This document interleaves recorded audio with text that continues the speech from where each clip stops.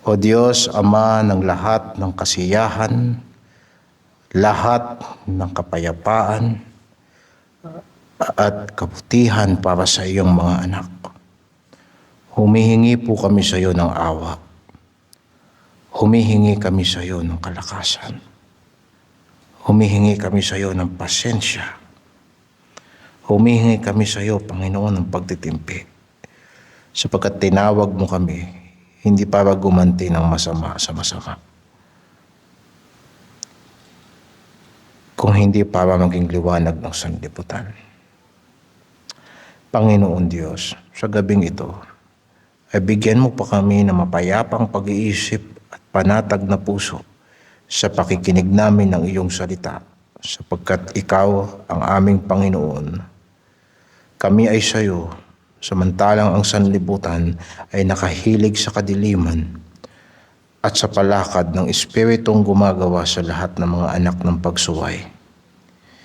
Nilagyan mo kami ng pag-ibig sa iyo at sa iyong salita at sa mga kapatid. Panatilihin mo kami sa iyong pagmamahal upang ang lahat ng iyong mga sinasalita sa amin ay aming magampanan at patawarin mo kami sa lahat ng aming mga pagkakasala, kagaya ng pinapatawad namin ang lahat na nagkakasala sa amin. Sa iyo ang kapurihan at pasasalamat sa pangalan ng Panginoong Hesukristo. Amen. Ang ating teksto sa gabing ito ay Santiago chapter 5 verse 19 to verse 20. At nandito tayo sa huling bahagi sa sulat ni Santiago. At ang paksa natin ay simpleng pangwakas na panawagan ni Santiago.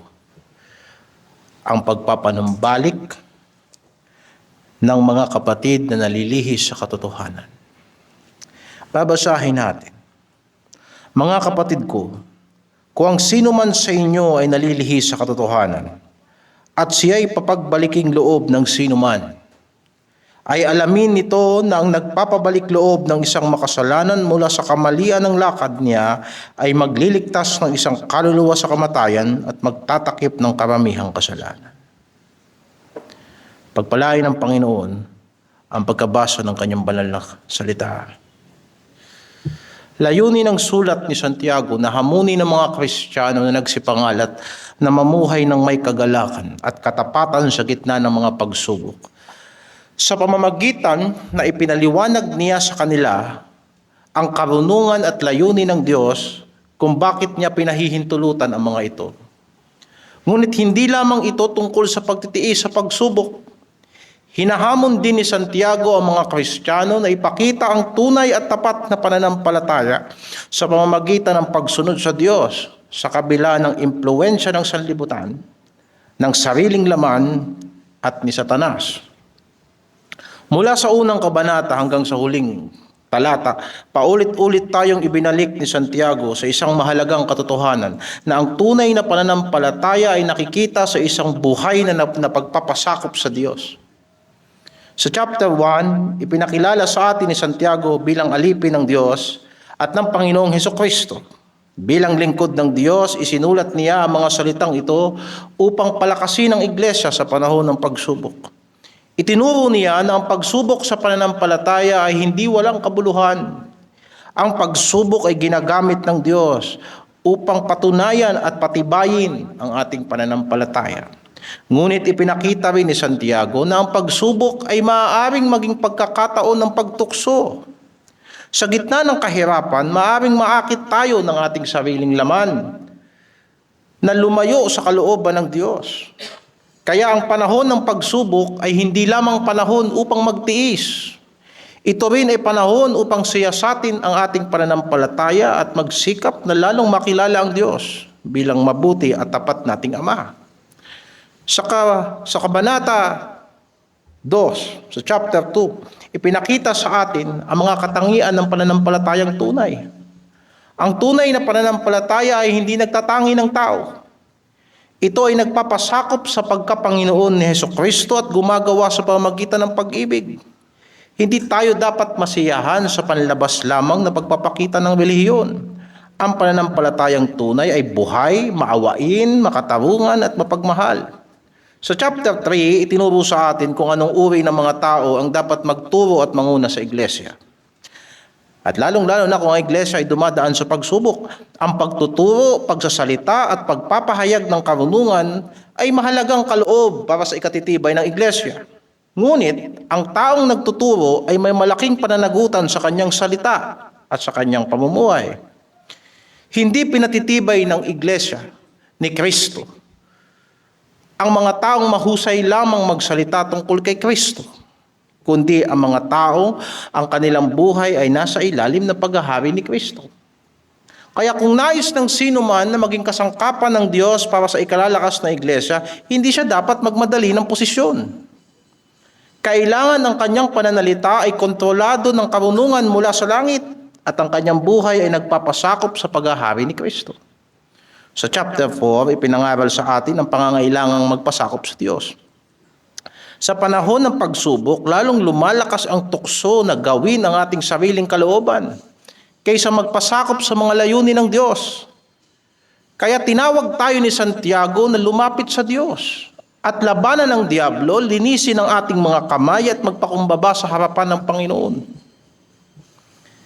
Ipinakita rin niya na ang pagpapasakop sa Diyos ay hindi lamang ipinapahayag sa mga espiritual na salita.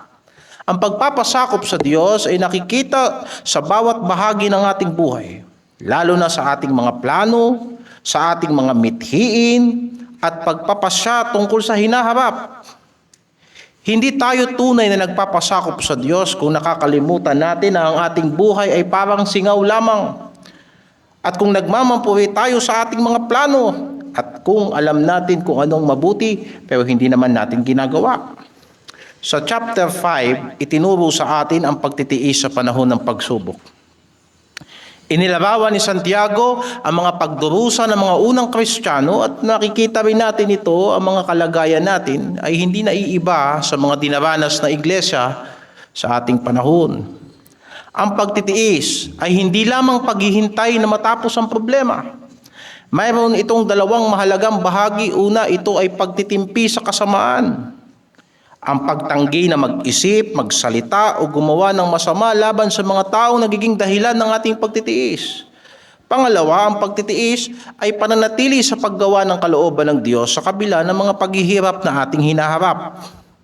Sa ganitong pagtitiis ay nahuhubog ang ating puso na nakatuon sa pagbabalik ng Panginoong Hesukristo habang patuloy tayong umiibig sa mga kapatid at habang nananatili tayong tapat sa Diyos. Kaya tinuruan din tayo ni Santiago na manalangin kapag tayo ay nagdurusa at umawit ng mga himno kapag tayo ay may kagalakan. At ngayon sa panghuling talata ng kanyang sulat, ibinigay ni Santiago ang huling panawagan. Mga kapatid ko, kung ang sino man sa inyo ay maligaw sa katotohanan at siya ay papanumbalikin ng sino man, ay alamin niya na ang nagpapanumbalik sa isang makasalanan sa pagkaligaw sa kanyang lakad ay magliligtas ng isang kaluluwa sa kamatayan at magtatakip ng karamihan mga kasalanan. Angkop na angkop ang panawagang ito bilang wakas ng buong sulat. Matapos turuan ni Santiago ang mga Kristiyano kung paano mamuhay ng tapat sa gitna ng pagsubok, tinapos niya ang kanyang sulat sa isang seryosong paalala tungkol sa mga kapatid sa iglesia na nalilihis sa katotohanan.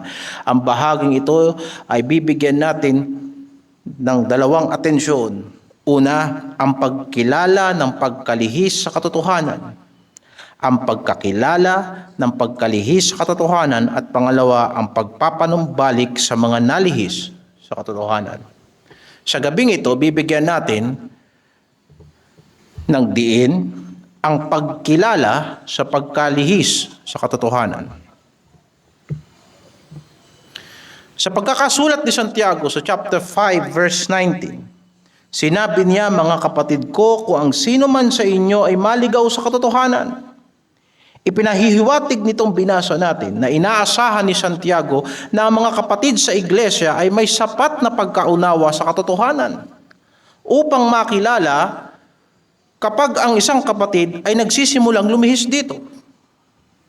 Ang paglilihis sa katotohanan ay hindi nagiging hayag sa simula, kung kaya't kinakailangan ng iglesia na magkaroon ng discernment At ina-anticipate ni Santiago sa dulo ng kanyang sulat na ang iglesia ay may sapat na kaalaman kung ano ang katotohanan. Kaya't kinakailangan na maalaman ng iglesia ang katotohanan at tumibay dito, sumunod dito, at makilala kung ang kapatid nila ay lumalayo na sa katotohanan. Sasagutin natin ang dalawang katanungan. Una, ano ang katotohanan? Pangalawa, at paano nalilihis ang kapatid sa katotohanan? Ano ang katotohanan? Pwede natin sagutin yan sa pamamagitan ng diksyonaryo at pwede rin natin sagutin yan sa malawak na konsepto ng banal na kasulatan. Pero sa ikatitibay at sa ikalalakas na argumento ni Santiago at yan din naman ang patnubay ng banal na espiritu sa pagpapaliwanag ng banal na kasulatan, titignan natin paano ginamit ni Santiago ang konsepto ng katotohanan sa kanyang sulat. Una, titignan natin sa chapter 1 verse 18, sinabi niya, sa kanyang sariling kalooban ay kanya tayong ipinanganak sa pamamagitan ng salita ng katotohanan upang tayo'y maging isang uri ng mga pangunahing bunga ng kanyang mga nilalang. Ang salitang katotohanan ay ginamit dito. Ginamit ng Diyos bilang instrumento ng ating espiritual na kapanganakan. Ayon sa kanyang sariling kalooban, ang katotohanan sa makatuwid ay hindi kathang-isip ng tao, kung hindi ito ay kapahayagan ng Diyos na ginagamit niya upang dalhin ang kanyang mga anak sa bagong buhay. Ang katotohanan ay may kapangyarihan na ang taong hindi anak ng Diyos ay nababago na ipapanganak na muli upang maging anak ng Diyos. Ang layunin ng kapanganakang ito ay upang tayo ay maging isang uri ng mga pangunahing bunga ng kanyang mga nilalang. Anong ibig sabihin ni Santiago dito? Ang larawan ng pangunahing bunga ay nagpapahiwatig na ang mga taong ipinanganak ng Diyos ay itinatangi ng Diyos para sa Kanya. At inilalaan sila ng Diyos bilang Kanyang sariling pag-aari. Makikita natin ang larawang ito sa Jeremiah chapter 2 verse 3. Ganito ang pagkakasabi, ang Israel ay kabanalan sa Panginoon na mga pangunang bunga ng kanyang halaman. Pinahiwatig dito na ang daigdig ay kagaya ng isang halamanan na ang Israel ay natatangi sa lahat ng mga halaman na itinanim ng Diyos. Ang mga anak ng Diyos ay ganun din. Napakaraming tao sa sanlibutang ito. Pero ang mga tao ng Diyos ay natatangi sa lahat ng mga tao na binigyan ng Diyos ng buhay at kanyang binibigyan ng biyaya araw-araw na ang Diyos ay mabuti, na kanyang pinapaulanan ang mabuti at masama at pinasisikatan sila ng araw. Pero natatangi ang mga anak ng Diyos. Paano sila nadala sa kalagayang iyon? Sabi ng chapter 1 verse 8, dahil sa salita ng katotohanan.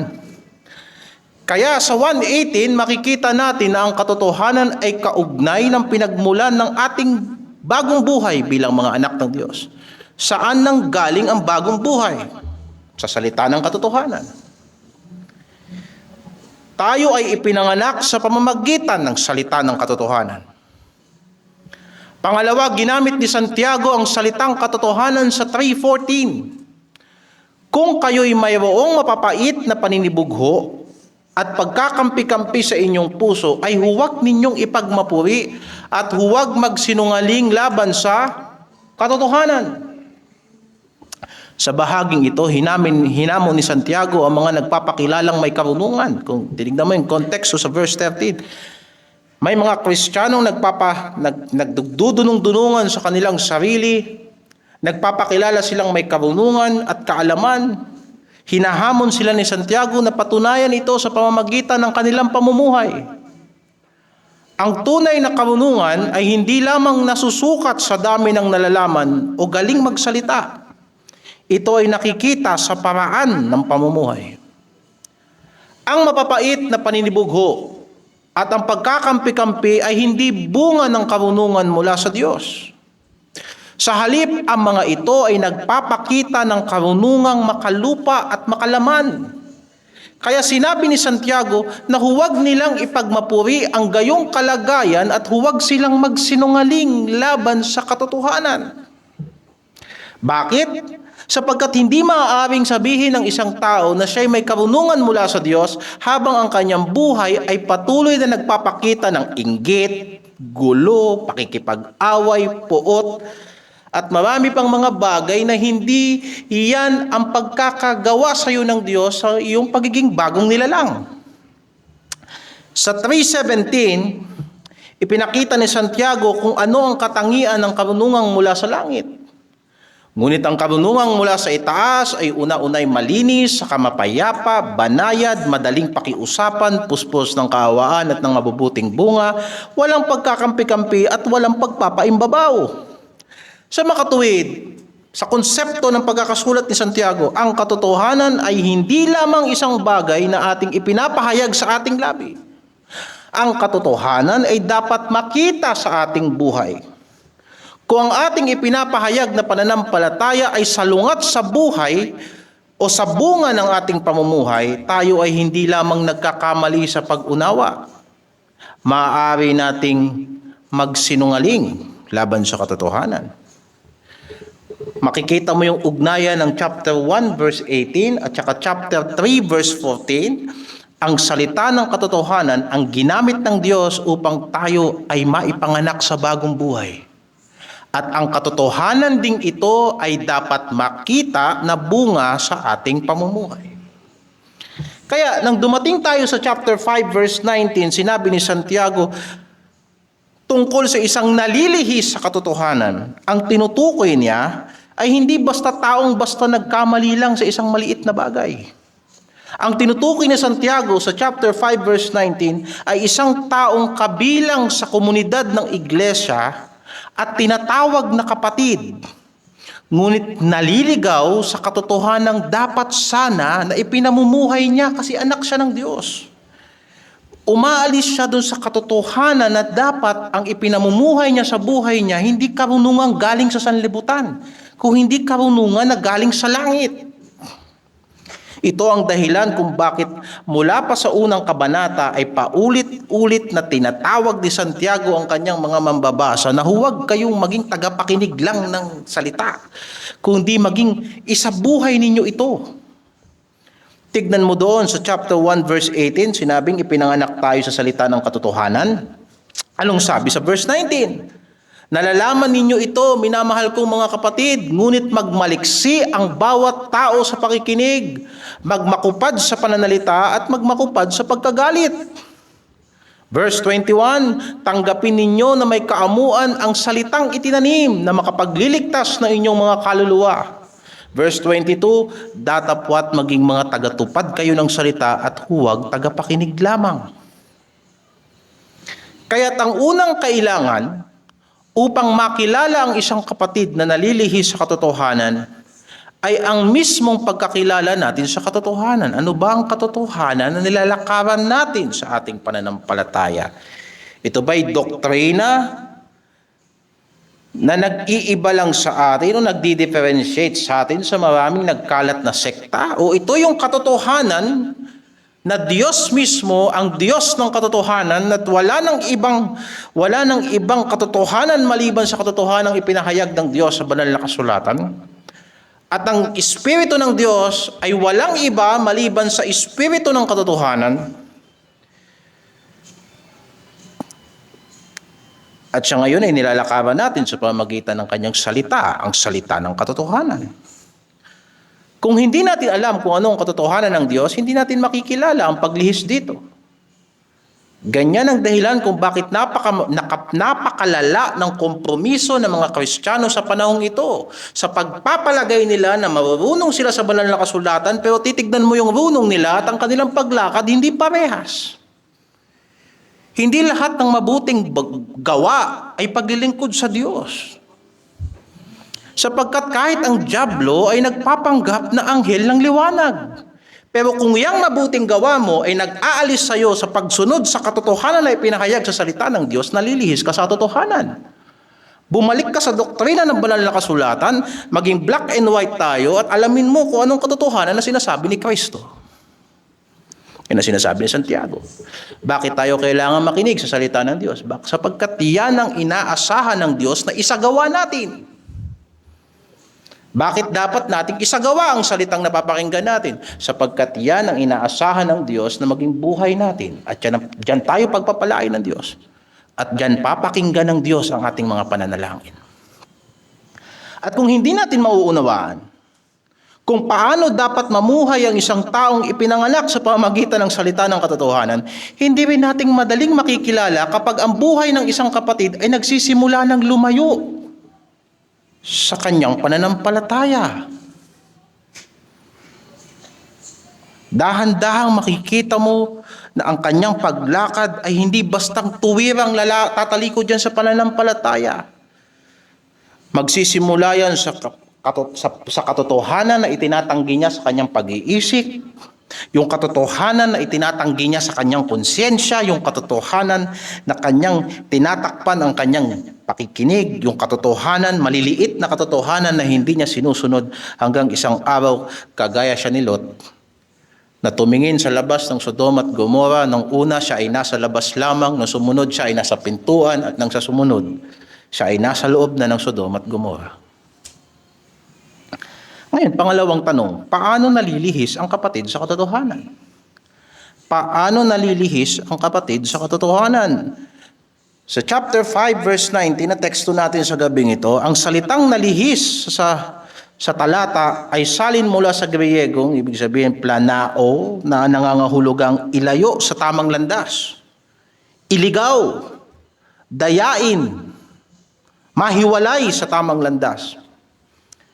Pare-parehas yung salitang yon na tumutugon doon sa orihinal na salita sa Griego na ginamit sa ating translation na nalilihis. Ipinapakita nito na ang paglihis sa katotohanan ay maaaring magsimula sa pagkadaya. Minsan hindi naman talaga natin gusto na lumayo sa katotohanan. Kaya lang, dahil maraming pangako ang sanlibutan at maraming pangako si Satanas at maraming pangako ang sarili nating damdamin at ang ating mga makalamang layunin at pagnanasa, nalilinlang tayo tungkol sa kung ano ang totoo at kung ano ba talaga ang kalooban ng Diyos.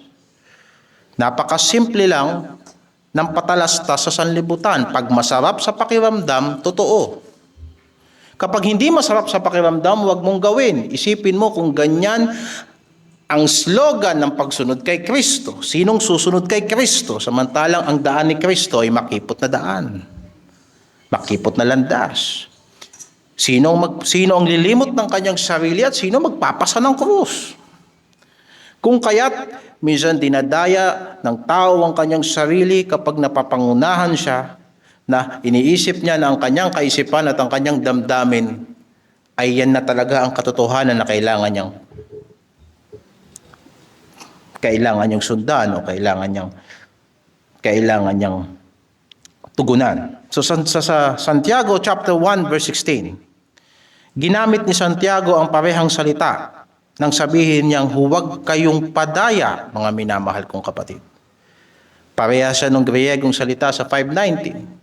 Pero dito, yung pagkakasalitang lihis ay tinranslate na huwag kayong padaya. Pero kung papansin niyo sa King James Version yan, parehas lang yan na err. Do not err. Pagkakamali. Huwag kayong padaya, mga minamahal kong kapatid. Mahalagang pansinin na mula pa sa simula ng kanyang sulat ay nais ng alisin ni Santiago ang anumang kalituhan tungkol sa karunungan at layunin ng Diyos, lalo na tungkol sa mga pagsubok na kanilang nararanasan. Totoo na ang Diyos ay nagpapahintulot ng mga pagsubok sa kanyang mga anak. Ang layunin niya ay upang subukin at patibayin ang kanilang pananampalataya. Ngunit hindi niya tinutukso ang sinuman upang gumawa ng kasalanan. Nilinaw yan ni Santiago sa chapter 1 verse 13 hanggang 15. Ang tukso tungo sa kasalanan ay nagmumula sa sariling masamang pita ng tao. Ito ang pagsubok na pinahihintulutan ng Diyos sapagkat may layunin ng Diyos na mabhubog na karakter sa kanyang anak. Pero diyan sa bawat anak ng Diyos, sa kanyang lumang pagkatao, may masamang pagnanasa na tinitake advantage ng tukso. Hindi ba pag dumadaan tayo sa kahirapan, ang unang defense mechanism ng tao maghanap ng madali? Pinapahintulutan ng Diyos ang pagsubok sa mahihirap na paraan. Pero at the same time, ang ating lumang pagkatao, ang ating pagiging tao, ang ating laman ay nagbubukas sa iba't ibang klaseng temptasyon para imbis na sumunod tayo sa mahirap na layunin ng Diyos, shortcutin natin dito sa madaling paraan. At tinitake advantage ng dyablo yung mga bagay na gusto natin para yung kahirapan, yung pagtitiis, yung pagsubok na pinararanas sa atin ng Diyos, hindi natin malagpasan ng tama. Kaya huwag kayong magtaka mga kapatid kung bakit may mga estado ng buhay Kristiyano na paulit-ulit lang pero hindi natututunan. Sapagkat kadalasan sa tuwing nagkakaproblema tayo, hindi tayo dumadaan sa prinsipyo ng Diyos. Dinadaan natin sa sarili nating anong madali, anong masarap, anong sa palagay nating tama. Sa kaunting panahon, minsan nare-remedyohan yan, kagaya ng band-aid sa sugat. Pero dahil sa ang karakter natin na hindi pa nahuhubog ng pagtitiis, babalik yan sa ilang panahon at hindi natin napagtatagumpayan ng estado na pinahintulutan ng Diyos.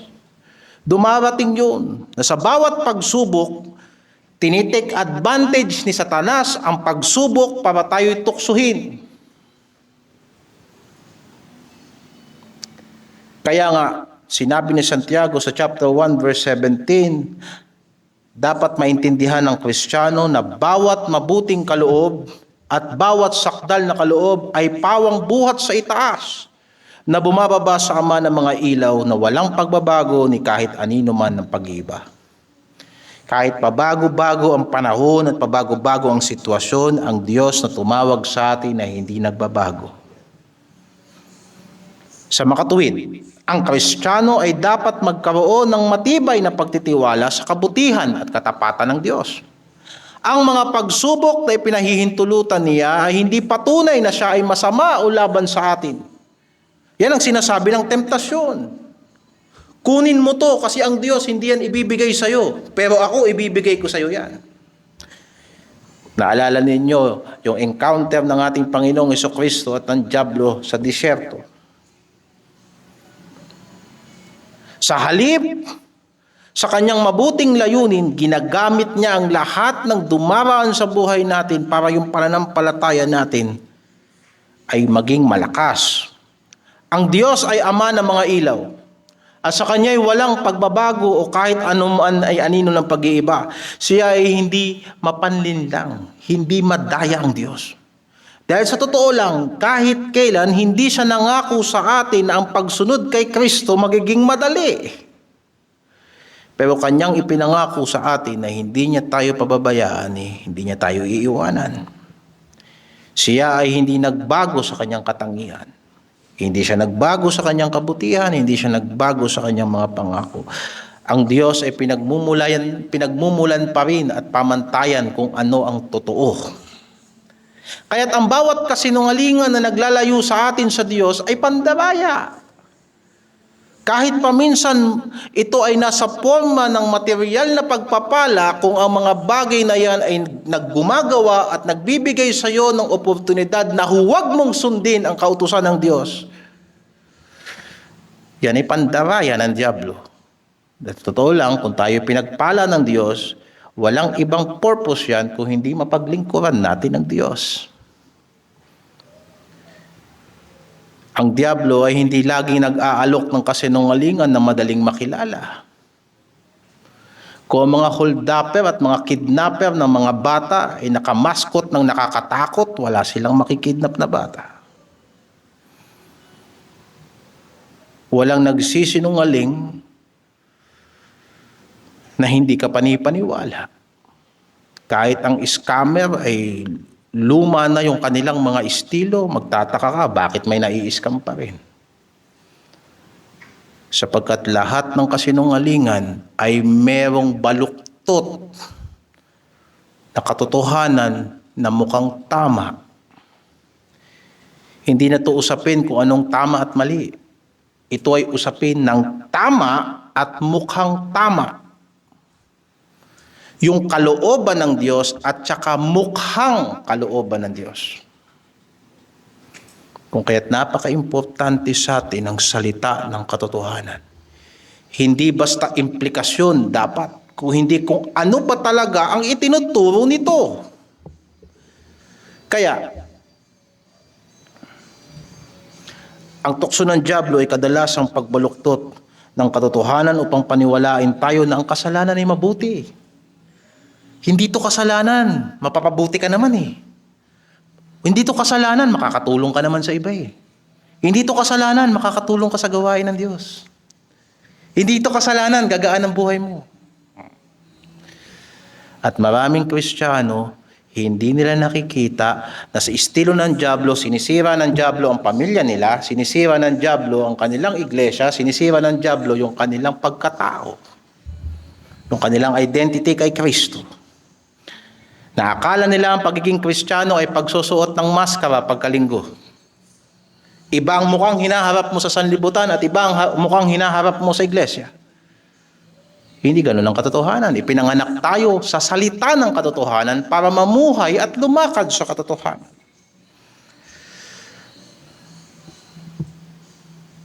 Dito natin makikita kung paano maaaring magsimula ang paglihis ng isang Kristiyano.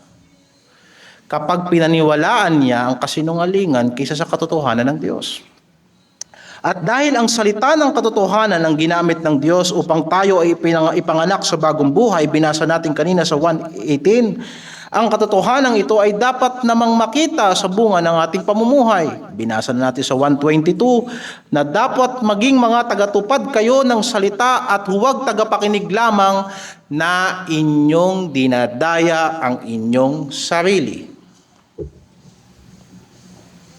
Naalala ko kung sino nagsabi, hindi ko malala kung sino nagsabi, pero naalala ko yung salita. Dalawang klase lang ang tao sa daigdig, yung nandadaya at saka yung nagpapadaya.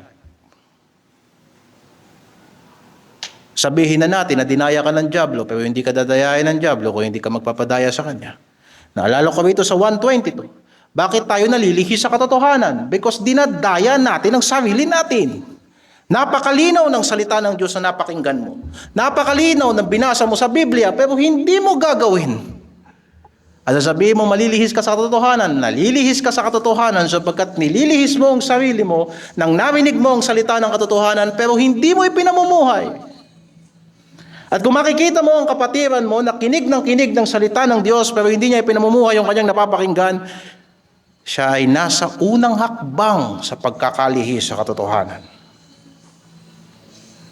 Sa makatuwid, ang paglihis sa katotohanan na hindi lamang nangyayari kapag ang isang tao ay tahasang tumatanggi sa isang doktrina. Napaka-timely ng usapin na ito. Sapagkat halos lahat ng mga nagpapakilalang Kristiyanong simbahan halos nagkakapare-parehas na sa mga major na doktrina. Pero saan nagkakaiba? Paano ito pinamumuhay? Paano dinidisiplina ang iglesia? Napakaraming Baptist Church. At nagkakasundo tayo sa doktrina ng kaligtasan sa pananampalataya lamang kay Kristo at hindi sa gawa. Pero saan nagkakaiba-iba ang mga iglesia at dahilan kung bakit napakaraming Kristiyanong nagsasabing sila ligtas pero pakalat-kalat sapagkat minsan hindi binibigyan ng atensyon na yung sino mang tunay na naligtas ay dapat lumalakad sa kalooban ng Diyos. Maaaring ito'y magsimula sa mas banayad na paraan. Naririnig ang salita ngunit hindi sinusunod. Kagaya ng mga tao na nakakapakinig ng ating pangangaral pero tahasang binabaliwala ang salita ni Kristo. Hindi mo na kailangan ipamukha sa tao na gumagawa siya ng kasamaan. Hindi mo na kailangan ipamukha sa tao na gumagawa sila ng kabastusan. Bakit? Sapagkat may konsensya ka. Pero bakit hindi gagawin ng tao? Sapagkat narinig nila ang salita pero hindi nila ipamumuhay. Dinadaya nila ang kanilang sarili. Kahit pa yung taong magpapakilala na ako'y masamang tao, wala akong Diyos, talagang tarantado ako. Naku, pag nag-iisa ka, may takot ka din, niloloko mo ang sarili mo. Kaya, maaaring nagsisimula ito sa banayad na paraan. Naririnig ang salita, ngunit hindi sinusunod. Alam ang kalooban ng Diyos, ngunit hindi ginagawa. At unti-unting pinapalitan ng katotohanan ng sariling pagnanasa. Imbis na kalooban ng Diyos, pinapalitan natin ng kalooban natin. Imbis yung katwiran ng Diyos, pinapalitan natin ng katwiran natin. Imbis na sinusundan mo, na narinig mo sa pangangaral ay kung ano ang gusto ng Diyos sa buhay mo, pinapalitan mo kung ano ang gusto ko sa buhay ko. Yan ang pagkalihis sa katotohanan. Kaya naman ang buong sulat ni Santiago ay may isang panawagan laban sa panlabas at paimbabaw na relihiyon. Ang pananampalatayang hindi nakikita sa gawa. Nilalabanan yan ng sulat ni Santiago. Ang pananampalatayang nagtatangi ng tao, ang pananampalatayang walang pagpipigil sa dila, ang pananampalatayang ang karunungan ay galing sa lupa, na punong-puno ng inggit, pagkakampi-kampi, pag-aaway-away, at pakikipagkaibigan sa sanlibutan. Dapat nating maintindihan na ang pananampalataya kay Kristo, hindi kanyan gagawing makamundo. In fact, yung pananampalataya kay Kristo, yan ang magtuturo sa iyo na mamatay sa sarili at maipakong kasama ni Kristo, at hindi na ikaw ang bubuhay, kundi si Kristo ang nabubuhay sa iyo. At ang buhay na ibinubuhay mo ngayon sa laman na ibinubuhay mo sa pananampalataya ng anak ng Diyos na siyang nagmahal sa atin at nagbigay ng kanyang buhay sa atin.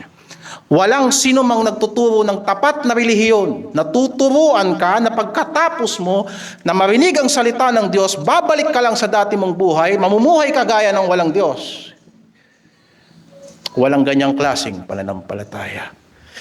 Pero maaaring totoo yan sa marami, nakagaya ng mga aso, na pagkatapos nilang isuka ang kanilang mga suka, kakainin nila uli, at para silang mga baboy na pagkatapos paliguan, magbabalik uli sa pusali. Nilalabanan ng sulat ni Santiago ang pagpaplano ng buhay na hiwalay sa kalooban ng Diyos. Ang kawalan ng pagtitiis at pagtitiwala sa Panginoon. Ang lahat ng ito ay nagpapakita ng isang mahalagang katotohanan na ang paglihis ay maaaring nagsisimula sa isip at puso bago to nagiging hayag sa pamumuhay. Kaya nga't napakaraming professing Christian. Maraming nagsasalita ng tamang doktrina, maraming nakikisabay sa tamang pananampalataya, pero ang isip at puso ay lihis sa katotohanan. Walang pagmamahal sa katotohanan.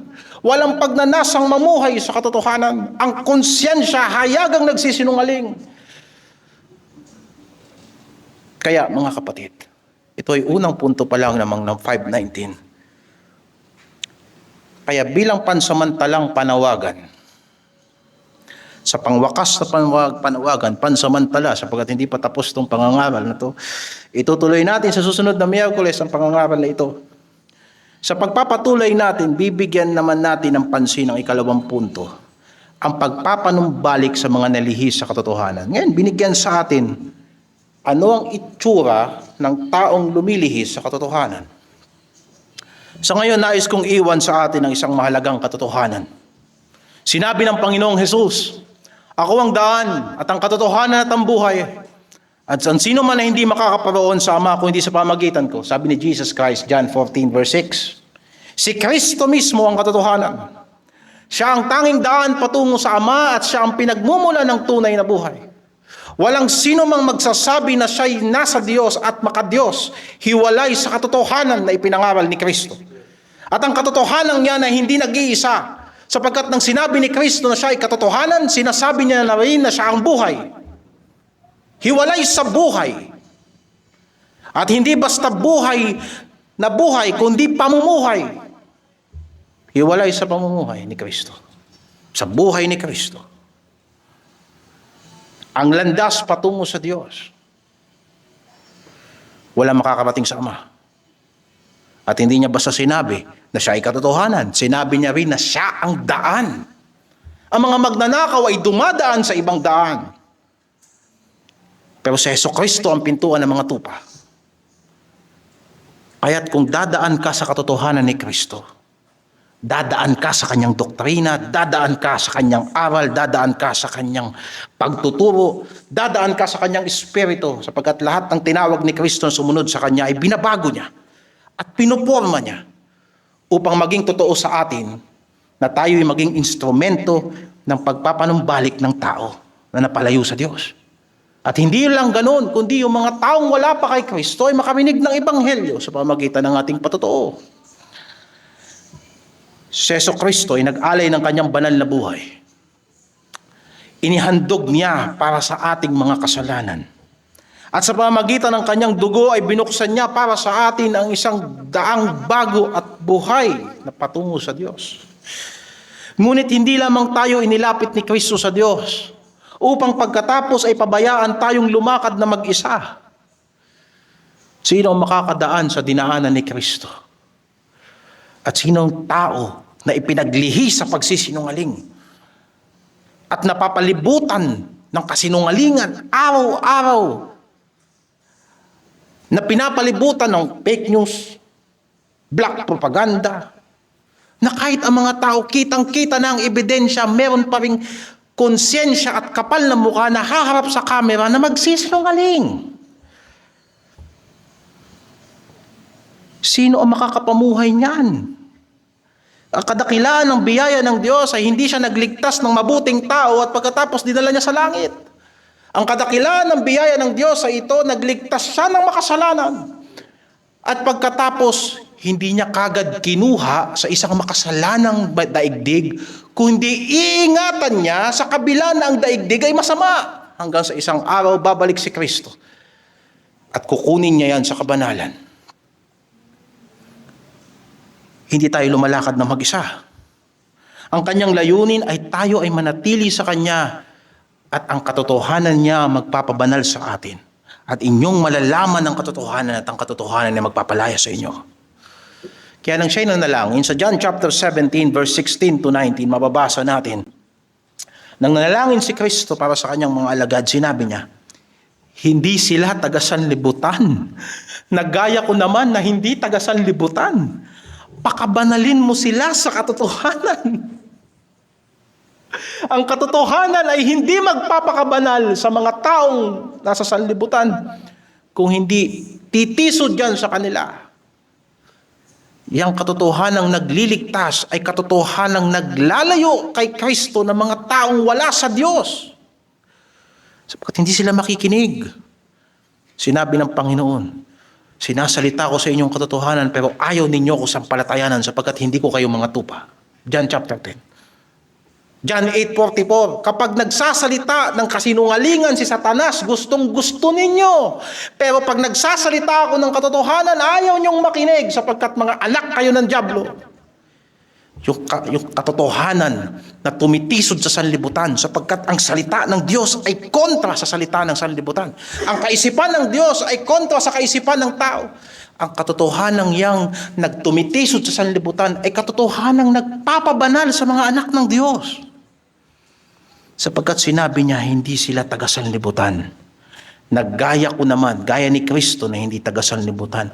Pakabanalin mo sila sa katotohanan. Ang salita mo'y katotohanan. Kung paanong ako'y iyong sinugo sa sanlibutan, sila gayong ding sinusugo ko sa sanlibutan. At dahil sa kanila ay pinabanal ko ang aking sarili, sabi ni Jesus Christ, upang sila naman ay mga pakabanal sa katotohanan. Pansinin ninyo yung talat sinabi dun sa dulo.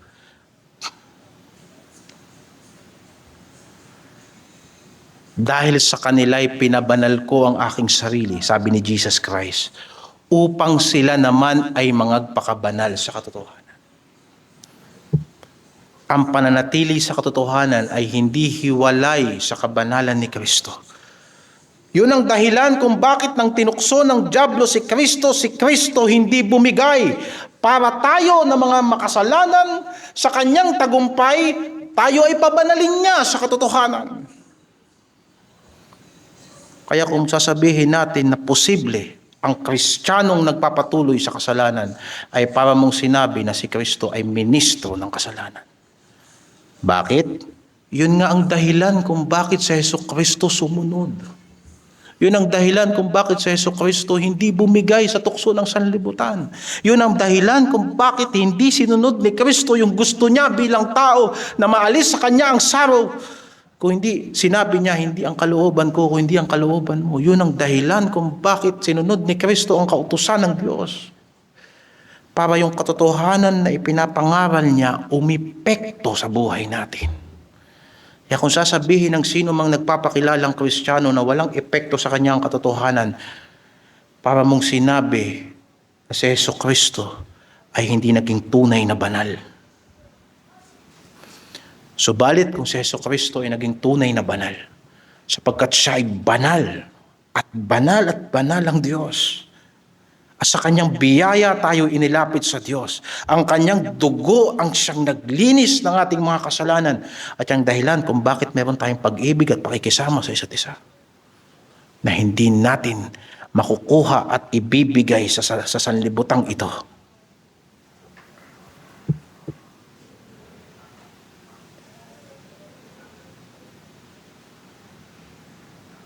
At hindi tayo iniwan ng Panginoon na magsikap sa sarili nating lakas. Bago siya umalis, nangako siya na ibibigay ng Ama ang banal na Espiritu. John 14:16 hanggang 17. At ako'y dadalangin sa Ama at kayo'y bibigyan niya ng ibang mang-aaliw upang siya'y sumainyo magpakailanman sa makatuwid bagay ang Espiritu ng katotohanan. Paano ka inaaliw ng Diyos sa lahat ng iyong kahirapan? Hindi siya magsisinungaling sa iyo.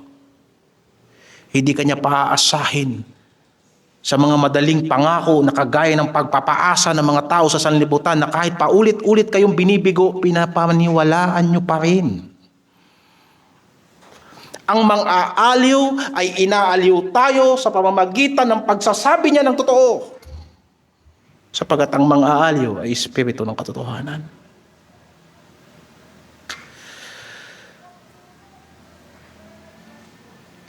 Masakit ang katotohanan, totoo.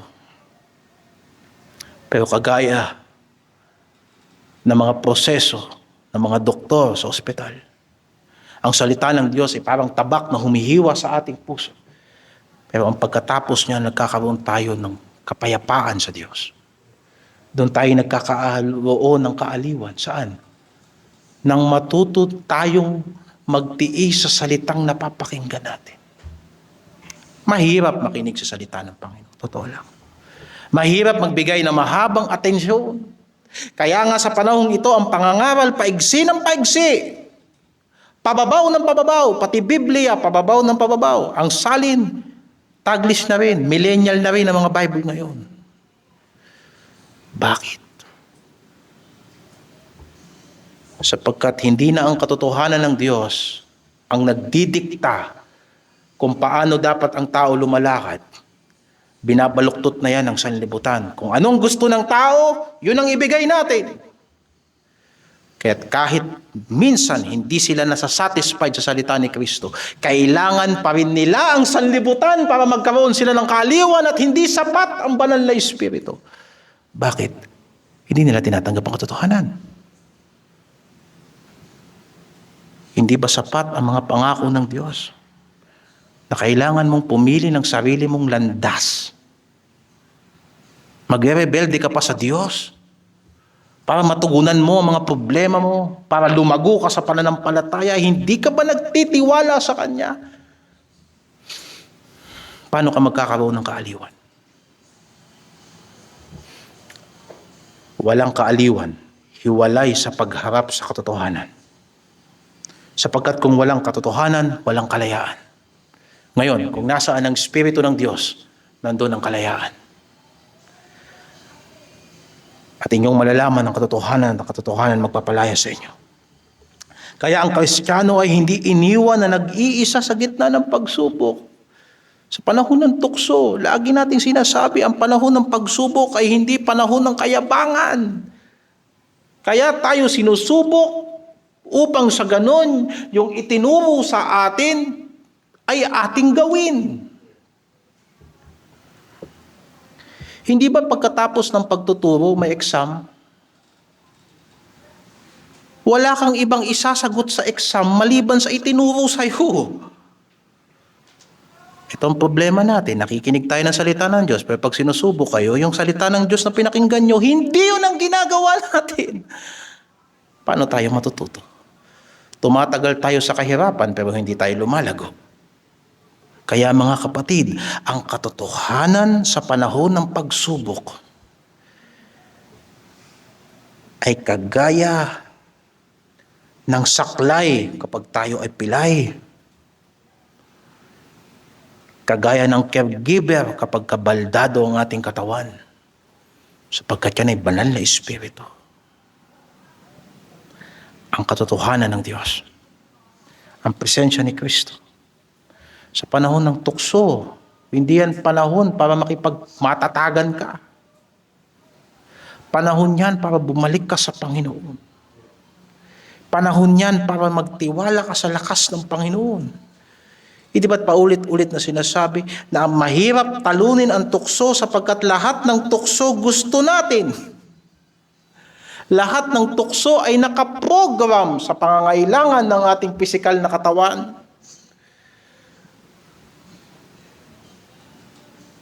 Kaya sa totoo niyan, pag tumatanggi ka sa tukso, pakiramdam mo para ka namamatay. Kasi yun yung gusto mong gawin eh. Minsan nga nanginginig pa. Kasi yun ang gusto nating gawin. Kaya lang sabi ng Panginoon, wag. Ngayon, sasabihin mo ba, hindi, kaya ko yan. Hindi, gusto mo yan eh. Panahon yan para manalangin ka at lumapit ka sa Panginoon. Kaya hindi ka magkakaroon ng progreso sa buhay na pananampalataya kung yung mga kasalanan na paulit-ulit na tinutuwid sa atin ng Panginoon, binabalikan lang natin ng paulit-ulit. Mga kapatid, sa panahon ng pagdurusa sa sanlibutan, alalahanin mo, ang Diyos matapat, babalik siya. Hindi niya tayo pababayaan. Namatay si Kristo para tubusin tayo sa kasamaan ng sanlibutan ito. May katapusan din yan. Na kaysa magalit tayo sa sanlibutan, ipanalangin natin sila. At ipakita natin sa kanila na hindi natin babaguhin ang pananampalataya natin. Bakit? Matapat ang Diyos. Kaya ang sanlibutan, hindi na alam nila kung anong susundin. Bakit? Ang mga Kristiyano pabago-bago. Hanggang sa dumating ang panahon na kung ano ang gusto ng sanlibutan, yun na ang binibigay ng iglesia at yun na rin ang sinasabi ng mga pastor. Kaya mga kapatid, may Panginoong Hesukristo tayo. May katotohanan, may banal na espiritu. Kaya sinabi ng Panginoon sa John 16:13, gayon may pagparito niya, ang espiritu ng katotohanan ay papatnubayan niya kayo sa buong katotohanan. Ang ating pananatili sa katotohanan ay nakaugat sa katapatan ni Kristo na nag-iingat sa kanyang mga anak sa pamamagitan ng kanyang salita at ng banal na espiritu. Ito ang ating pag-asa habang tayo'y nabubuhay sa sanlibutang puno ng kasinungalingan, pang-iinggit. Kaya minsan maraming Kristiyano nag-iisip na parang mga Israelita, mabuti pa na nandun kami sa Ehipto. Nagagawa namin yung gusto namin. At may mga Kristiyanong hangal na nagsasabi, mabuti pa nung wala kaming Diyos.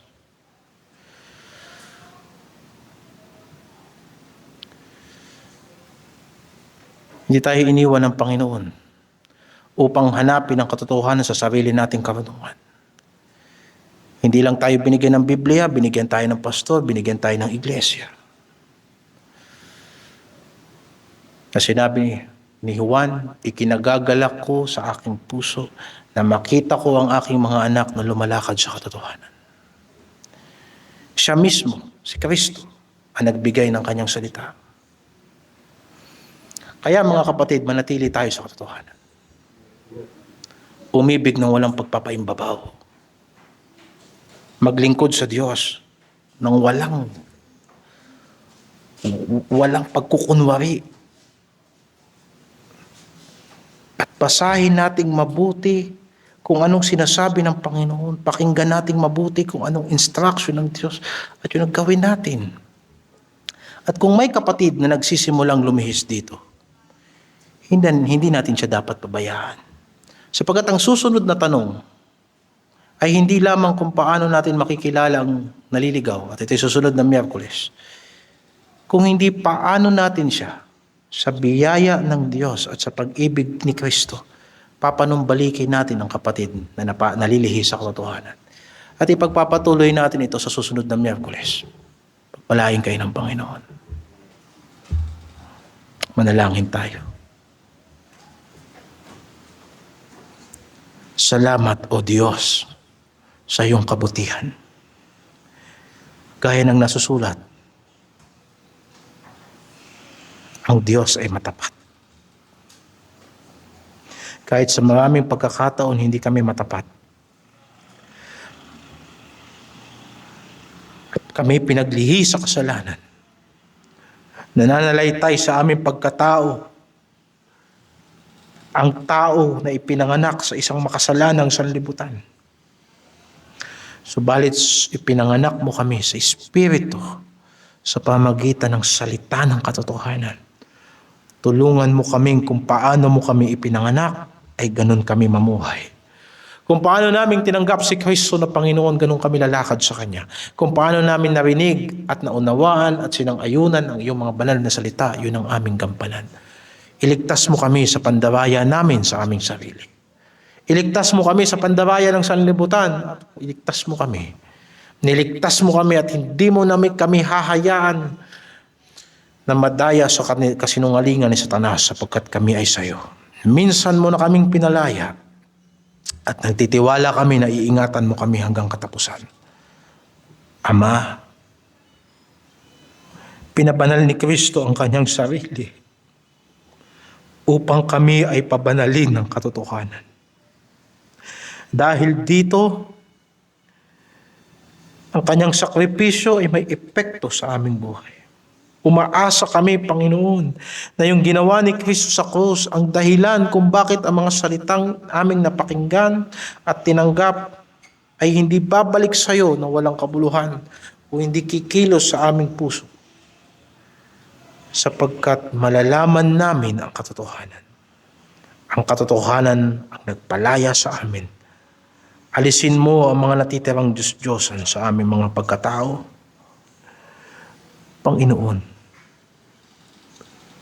Panginoon, hindi kami taga-sanlibutan. Bagamat ang aming mga trabaho, ang aming araw-araw na pag-iral ay nasa sa sanlibutang ito, hindi kami nakikipaglaban na ayon sa filosofiya at pamamaraan ng sanlibutan. Kung hindi araw-araw, nagpapakumbaba kami sa iyo. Ang salita mong dumudurog ng aming isip at puso upang ang lahat ng ito ay aming mabihag sa pagsunod kay Kristo. O Diyos, pakabanalin mo ang iglesia sa katotohanan. Bawat mga matatanda sa iglesia ay gawin mong matapat. Gawin mo kaming masunurin. Ang pagmamahal sa pamilya ay maging makakristong pagmamahal na magdadala ng pamilya sa Diyos. Ang aming pagmamahal sa isa't isa ay gawin mong dalisay. Gawin mong masarap sa pakiramdam. Gawin mong aming naiintindihan. Pagkat ang Espiritu mo ay nagpapaliwanag, nagbibigay ng satisfaction. Every time naglilingkod kami sa iyo, meron kaming kasiyahan na hindi kagaya ng kasiyahan sa sanlibutan. Every time na nakikipahagi kami sa buhay ng mga kapatid at nagpapatotoo kami tungkol kay Kristo, ay nadarama namin sa aming puso ang pagpupuri at kasiyahang hindi masayod kahit hindi namin siya nakikita. Kami nagagalak ng kaligayahang hindi maipaliwanag. At tinatanggap namin, Panginoon, mula sa Kanya ang mga pangako. Lahat ng bagay ay lilipas, pero ang salita mo ay hindi lilipas. Kagaya mo na matapat, ang salita mo ay hindi nagbabago. Ingatan mo kami sa iyo, Panginoon.